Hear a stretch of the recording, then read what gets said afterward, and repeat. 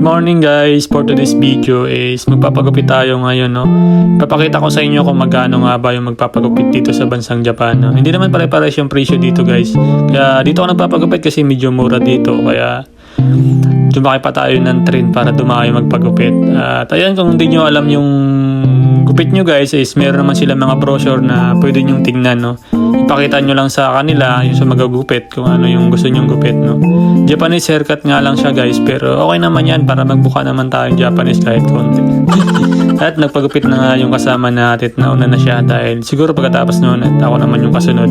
At medyo mahal naman talaga yung magpagupit dito guys sa Japan, no. Kaya kung dyan ka pala sa Pilipinas, magpakalbo ka na o magpagupit ka na. At fast forward na nga guys at natapos na tayo sa pagpapagupit. Ayan, yung gupit natin is medyo iniklian ko lang, no. Para hindi naman masyadong mainit talaga. Kasi mainit talaga sa production namin. At ayun, ito na nga guys, yung presyo, ano.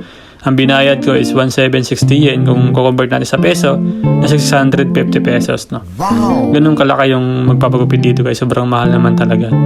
At ayun, nagpa-shampoo na nga rin yung kasama ko. Depende naman sa inyo guys, kung gusto niyo magpa-shampoo is may dagdag ka lang ng kaunti, no. At nagpa-shampoo na yung kasama ko. At ako naman guys, wala nang problema kasi kakaligo lang natin. At no need na, no, hindi na kailangan. At nakita ko nga ito si Manong, parang ipapasok na sa baol. Joke lang. Ayan, siguro nagpakulay siya ng buhok kaya nagpaganyan siya. Ay, mga Japanese kasi pag ganyan is sobrang ano nila, masilan sa buhok nila. Ayun guys, hanggang dito lang video ko and maraming salamat.